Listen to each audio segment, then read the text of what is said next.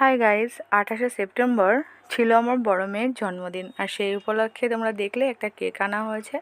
আর দুপুরবেলা সোনাকে মাছ তরকারি ভাত দিয়ে এখন ওর কাকা আশীর্বাদ করছে, আর আমার মাকে দিয়ে একটু আশীর্বাদ করিয়ে দিয়েছিলাম।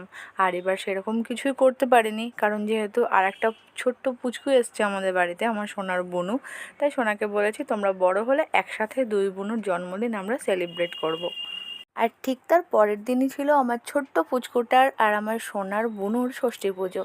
তাই দেখো আমরা পুজোর একটু আয়োজন করে নিয়েছি। এই যে সব কিছু ঠাকুরমশাইকে গুছিয়ে দিয়েছি, ঠাকুরমশাই পুজো শুরুও করে দিয়েছে, হাফ পুজো হয়েও গেছে। আর এইদিকে যে ছোট ছোট সরাগুলো দেখতে পাচ্ছ, যার উপরে কলা টলা বাতাসা খইমুড়ি বসানো রয়েছে, এইগুলো নাকি সবাই আসলে সেগুলো কোচে কোচে দিতে হয়। তো দেখো এগুলো দেখতে কত সুন্দর লাগছে। হ্যাঁ, এরপরে ঠাকুরমশাই বললো কি সোনাকে একটু নিয়ে আসতে পুজোর সামনে, সোনাকে একটু শুইয়ে দেওয়ার জন্য। তো ঠিক আছে, দেখো এটাই তোমাদেরকে দেখানো। সোনাকে যখন শুইয়ে দিলাম, সোনা একটু কেমন করে উঠলো।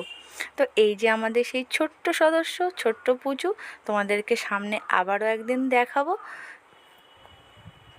তো ঠাকুরমশাই ওকে আশীর্বাদ করছে।